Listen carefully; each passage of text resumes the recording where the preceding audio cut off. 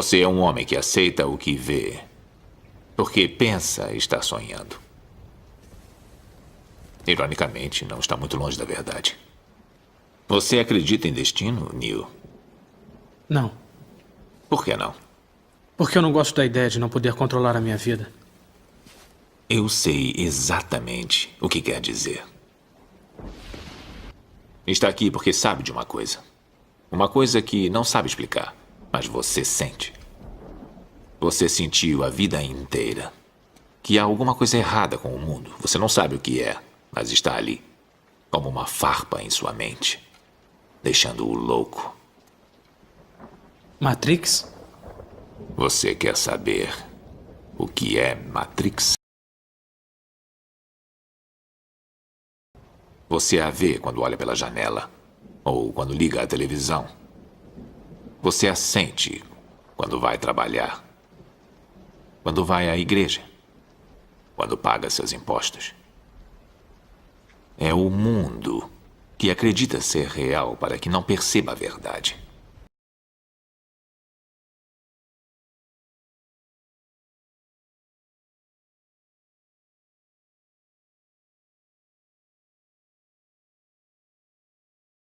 Como todo mundo, você nasceu em cativeiro. Nasceu numa prisão que não pode ver, sentir ou tocar. Uma prisão para a sua mente. Infelizmente, não se pode explicar o que é Matrix. É preciso que veja por si mesmo.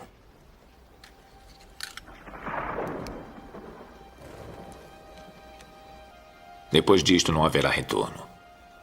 Se tomar a pílula azul, fim da história. Vai acordar em sua cama e acreditar no que você quiser. Se tomar a pílula vermelha, fica no País das Maravilhas. E eu vou mostrar até onde vai a toca do coelho.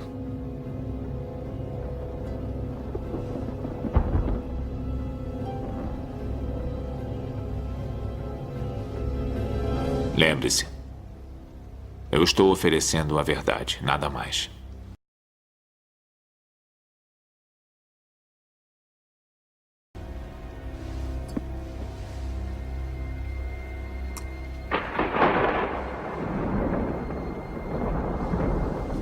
Venha comigo. Isto não é real? O que é real? Como se define real?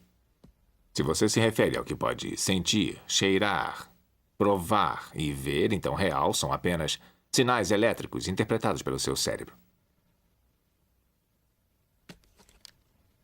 Este é o mundo que você conhece.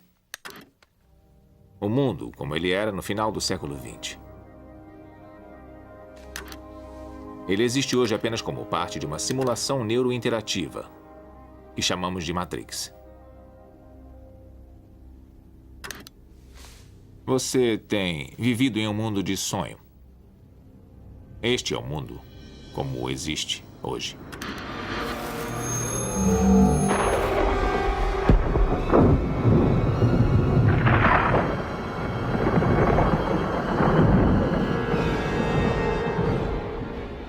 Bem-vindo ao deserto do mundo real.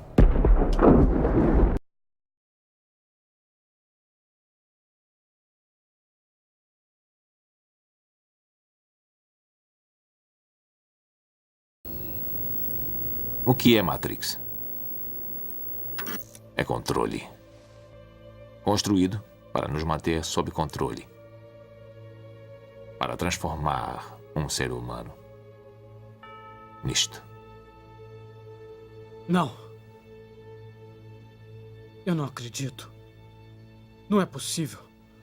Eu não disse que seria fácil, Neo. Disse que seria verdade. Pare! Deixe-me sair! Deixe-me sair! Infelizmente, a cada momento que você vai se aprofundando na Matrix, tem a autonegação. Você começa a acreditar que tudo isso não é verdade.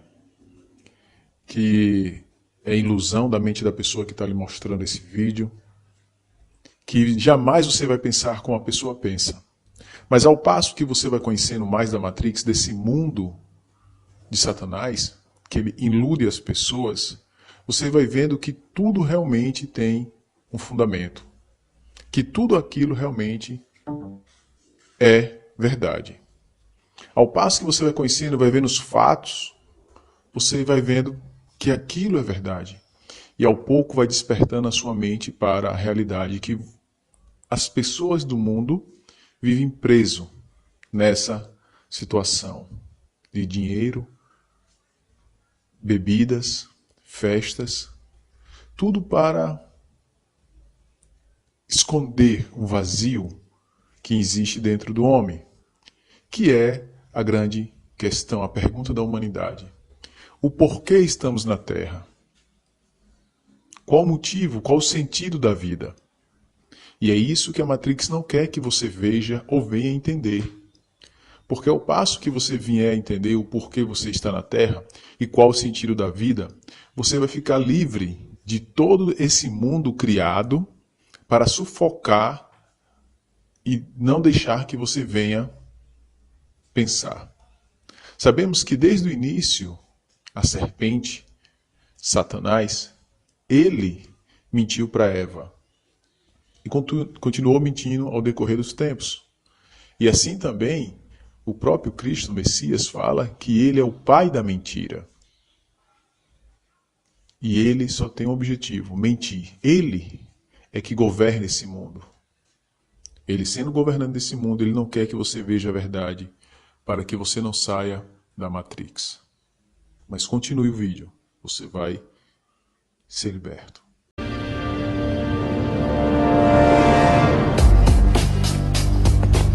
Matrix é um sistema, Neo. Esse sistema é nosso inimigo. E quando está lá dentro, o que vê? Executivos, professores, advogados, carpinteiros.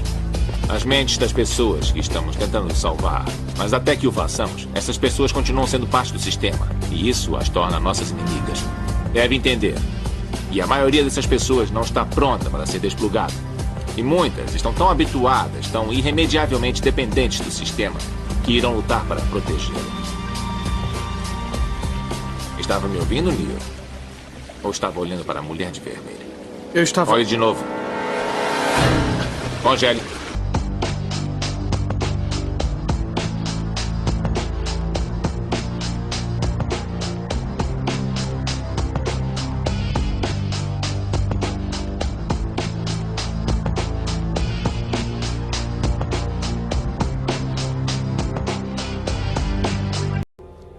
Se você não é um dos nossos, é um deles.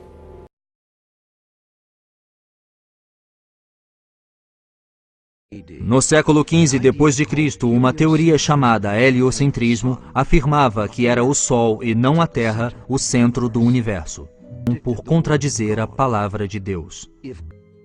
Ironicamente, o defensor da teoria do heliocentrismo era um devoto diácono de Frauenburgo, na Polônia, chamado Nicolau Copérnico.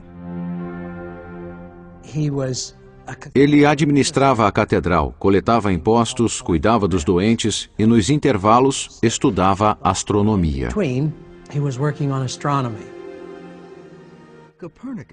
Copérnico ficou intrigado pela complexa mecânica celestial de Ptolomeu.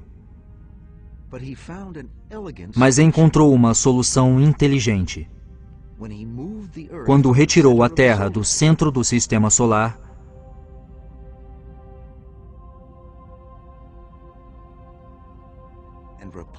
e a substituiu pelo Sol.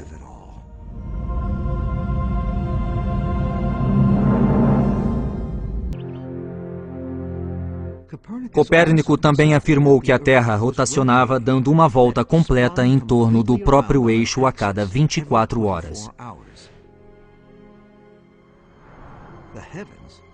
Não era o céu, e sim a Terra que se movia. As estrelas que mudavam de lugar no céu a cada noite eram apenas uma ilusão criada pela rotação da Terra.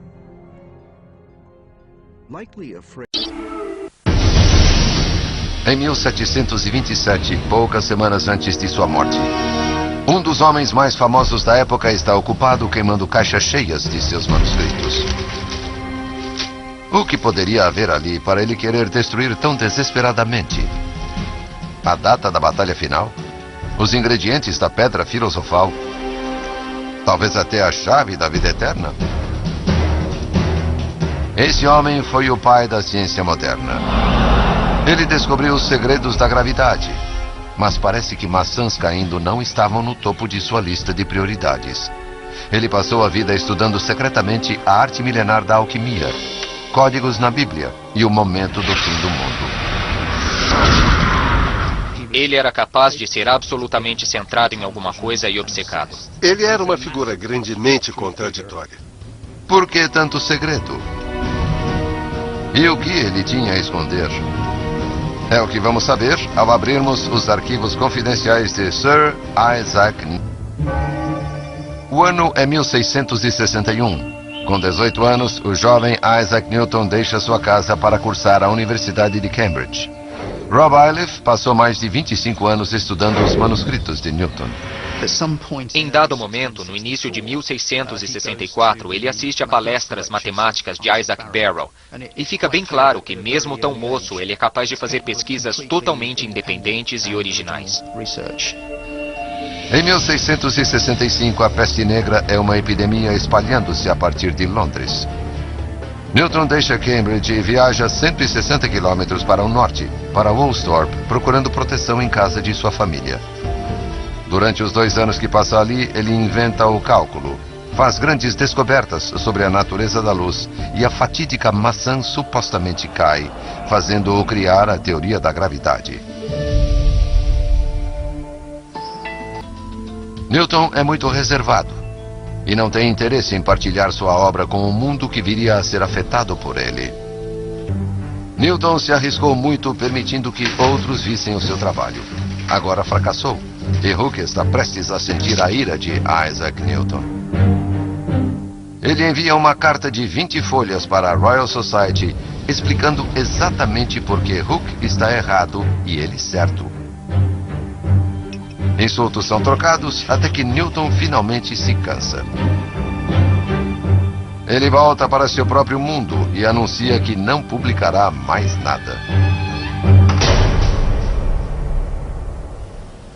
Mas seu trabalho científico não é tudo o que ele está mantendo em segredo. Durante anos, ele vem se interessando por um trabalho mais misterioso com o dragão, o verme venenoso e o sangue do leão verde. Graças ao seu isolamento recuperado, ele pode agora se concentrar nessa prática ilegal. E é exatamente o que ele faz. Ele se torna um alquimista. A alquimia é a prática milenar da busca por tesouros lendários, tais como a pedra filosofal, que poderia transformar metais básicos em ouro. Na época de Newton, isso é visto como uma bobagem, mas ele fica obcecado, com frequência se esquecendo de dormir ou comer enquanto os metais queimam em seu cadinho. A alquimia para Newton continha o potencial para conhecimentos secretos. Ele lia obras de alquimia, fazia experimentos, e isso é bem diferente dos princípios da revolução científica, onde você estaria aberto para a sua ciência. Uma década mais tarde, o trabalho secreto em alquimia de Newton sofre uma interrupção quando o famoso cientista Edmund Halley reacende o interesse de Newton na ciência com discussão científica. É obcecado por códigos secretos e profecias da Bíblia. E isso poderia lhe custar o emprego, ou mesmo sua vida. Nos últimos 20 ou 30 anos, temos uma imagem de Newton que está muito interessado em ideias religiosas. Ele decide que vai fazer pela teologia o que ele fez pela matemática e pela física. E como protestante radical, passou no protestantismo normal radical por algo muito anormal. Ele precisa passar 5 ou 6 horas todos os dias em estudos religiosos. Ele escreve mais sobre as escrituras do que sobre ciência e alquimia combinadas. A obra de Newton sobre estudos bíblicos é o exame dos primeiros textos religiosos e sua dissecação. Ele tem uma mente analítica e gosta de examinar os registros da Igreja e a Bíblia. Newton é particularmente obcecado pelo Livro das Revelações e crê que ele contém informações secretas sobre o fim do mundo. Para Newton, existem pessoas, incluindo ele mesmo, que conhecem a verdade e são sempre perseguidas. Às vezes martirizadas, às vezes exiladas, e às vezes têm de manter sua obra em privacidade. Mas no final, quando chegar o dia do julgamento final, essas pessoas herdarão a Terra.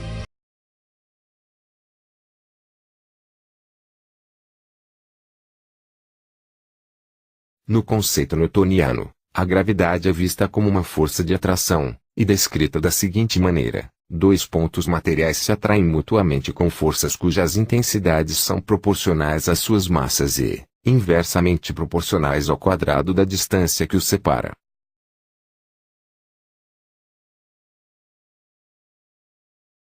Pela teoria da relatividade geral, a gravidade não é uma força, mas sim um efeito da curvatura do tecido tempo-espaço. Esta curvatura seria causada pela presença de objetos massivos e seria semelhante a uma depressão, ao redor da qual os objetos menos massivos deveriam orbitar.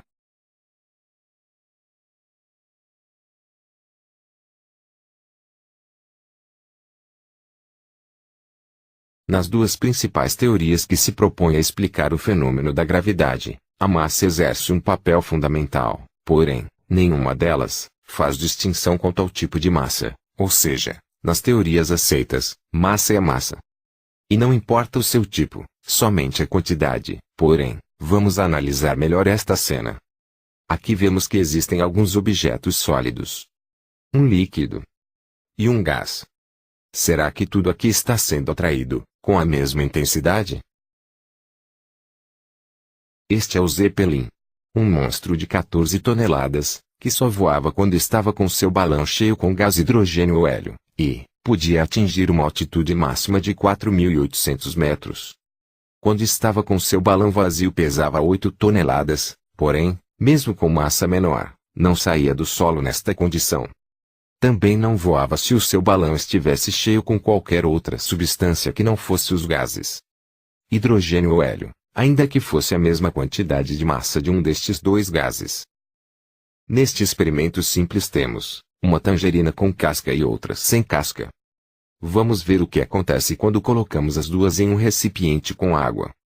Note que a tangerina com casca, isto é, com massa maior, flutua na água, enquanto a mesma fruta, quando está sem casca, ou seja, com massa menor, afunda.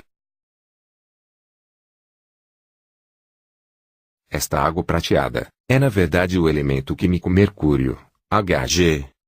Por ser um metal líquido, o mercúrio possui a maior tensão superficial dentre todos os líquidos e também uma das maiores densidades entre todos os elementos químicos. Sua densidade é tão grande que mesmo esta munição de calibre .50 pode flutuar como um pedaço de madeira flutua na água.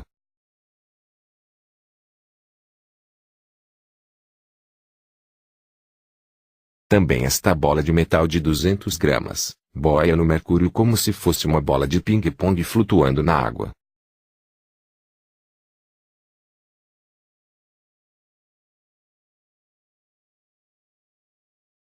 Assim como peças metálicas ou ainda ferramentas usadas pelos mecânicos de automóveis, também conseguem boiar na superfície do mercúrio.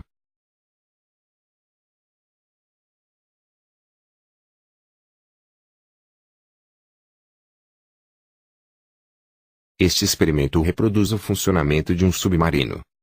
Aqui só há uma garrafa com água com um objeto flutuante dentro. Ao apertar a garrafa, sua pressão interna aumenta e comprime o ar dentro do objeto flutuante. Isto aumenta a densidade do objeto e ele afunda. Ao soltar a garrafa, a pressão interna diminui, o ar se expande e com isso a densidade do objeto diminui e ele volta a boiar.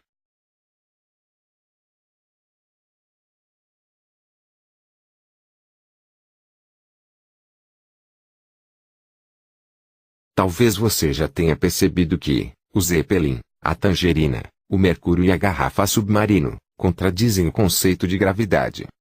Na verdade, não só eles, mas todos os comportamentos de subir ou descer, nestes experimentos e também na natureza, só são acertadamente previstos quando se leva em conta a densidade do objeto, comparada à densidade do meio em que ele se encontra. Este comparativo é conhecido na física como densidade relativa. Curiosamente, também recebe o nome de gravidade específica, certamente para iludir e confundir as mentes com a ideia de que a gravidade é responsável pelo subir ou descer dos objetos, sem que se possa de outra forma relacionar a gravidade com o subir ou descer dentro da atmosfera. De acordo com o site grupoescolar.com, a densidade do corpo humano é de 1,010 kg por metro cúbico, um pouco superior à densidade da água. A densidade da água doce é 1, e da água do mar é 1,025, por isso, somos capazes de boiar no mar, com mais facilidade do que em piscinas. Segundo a atmosfera padrão internacional, a densidade do ar atmosférico ao nível do mar e a 15 graus Celsius é de 255 gramas por metro cúbico. Esta densidade tão baixa é a razão pela qual somente outros gases podem flutuar naturalmente em nossa atmosfera, sendo quase impossível que uma substância sólida ou líquida possa apresentar densidade tão baixa a ponto de poder flutuar no ar atmosférico. Pelo mesmo motivo, nós seres humanos não podemos pretender voar ou flutuar. Isto só é possível com auxílio de equipamentos que promovam empuxo mecânico ascendente, e flutuadores, a exemplo de mochilas foguete, ou asas delta. Também é importante compreender que isto não tem relação com o peso, ou massa. É a nossa densidade relativa à densidade do ar, que não nos permite voar, pois a diferença entre estas duas densidades é gigantesca. Para facilitar a compreensão, vejamos o caso do cargueiro Emma Maersk, atualmente, o maior cargueiro do mundo, que é capaz de transportar 375 mil toneladas, flutuando pelos oceanos. Agora pense em uma bolinha de vidro, ou bolinha de gude. Elas em geral pesam umas poucas gramas, porém, nunca vamos ver uma destas bolinhas flutuando na água,